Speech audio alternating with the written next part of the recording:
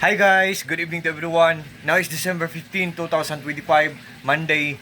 Guys, sa video kong to, i-flex ko ang aming Christmas lights guys. Oh. Ito ang Christmas tree namin, 6 feet guys. Oh.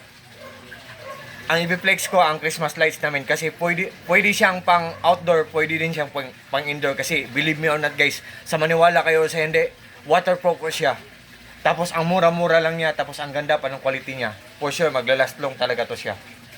Meron kaming solar power system setup guys. Nalalaman namin o namomonitor namin ang isang gadget kung matipid lang ang kuryente or kung good ang kanyang quality. Ang ang solar power system setup namin may monitor. May monitoring. Ito po ang nilagay namin sa kisame namin, sa gilid ng bahay namin. Yan. Ito guys Punta tayo sa labas guys ha. Sa labas ng bahay namin punta tayo. Tingnan nyo. Nandyan sa link ko guys. Tingnan nyo lang sa link ko guys. Yan.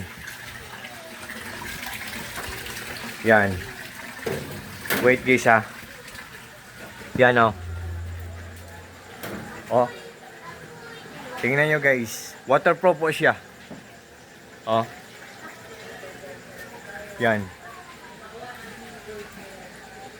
Oh. Nandun sa gilid.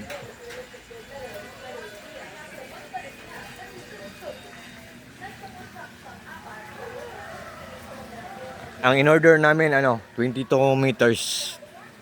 22 meters 142 pesos.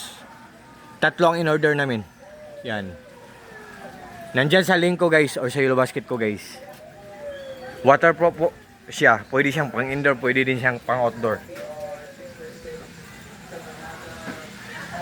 Yan.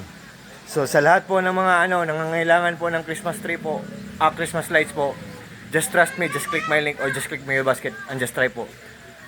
At God bless po sa ating lahat or God bless us all and that's all. Peace, God bless us all. Peace.